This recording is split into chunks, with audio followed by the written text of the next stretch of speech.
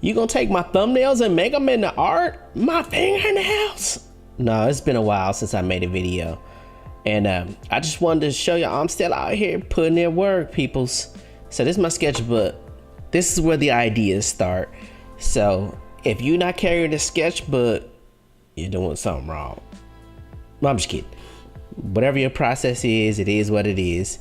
So this is the sketchbook where I write ideas around. It's tiny. I can carry it around wherever, in my pocket, and just jot ideas down. And then those ideas, written ideas, often get translated into this bigger sketch pad.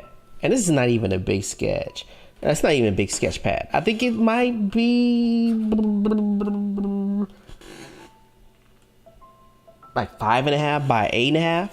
Like large postcard size. And so I just like small drawing pads. I guess that's what we should say.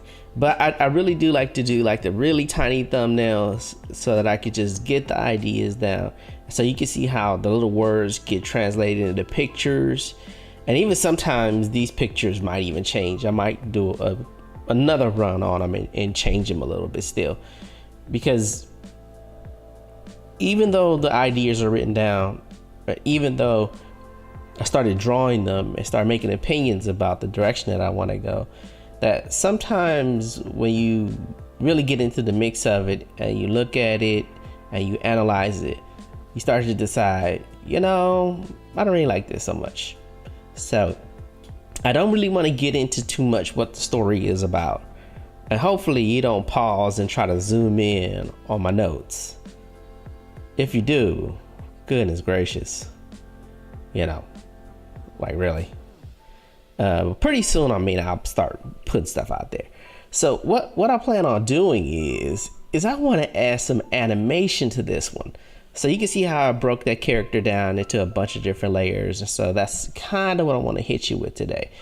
So what I have is I have the designs of the characters, and I just import them and bring them in so I can refer to them as I work, because it's easy, especially if you draw your characters enough, that if you draw a lot, that as you get better, your characters can progressively change, especially if the style of work that you're working on has either a specific cartooning style or specific realism style. So I always try to make sure that I have the designs visible to remind me of where I need to go, because you can forget. And I made this brush that I like that has a nice thick to thin to it. You're probably wondering, why are you using red? Because I have blue for the sketch. No, that's one of those, like when I was a kid and I saw those classic Disney books and they used to draw in blue to start the animation, and then they would go back and tie it down and make it a little bit more resolved with corrections in red, and then the final line work would come later. I still sometimes have that same process and desire. None of that is necessary, to be quite honest. If you want to draw all of this in black in pencil, you probably could, but that's just how I like to work. And so you can see how I'm breaking this into layers, and I'm not gonna in this video completely polish and finish it. I want to just give you some of the thought behind what I'm trying to do with this, because invariably I want to animate this as parts and pieces, as little puppets. So it's just a little bit of animation, not full animation, but just little bits of animation here and there. The target ideally is for little kids, and so if there's a little bit of animation, visually it's interesting, maybe they'll get a giggle out of it, like, oh, yeah. So I scribbled the original controller that the character is holding, so I had to go back in and do another layer and draw a slightly better version so I could draw the hands around it, kind of holding it and gripping it.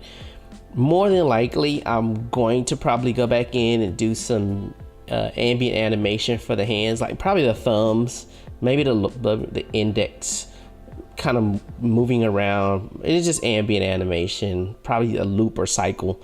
And so stay tuned for that. That'll be probably coming up.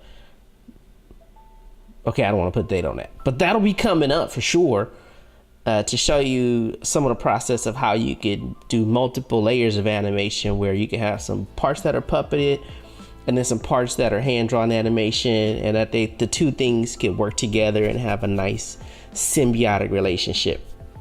And I just wanted to throw symbiotic in there because it sounded like one of those spelling bee words, and I wanted to be one of those 8 kids.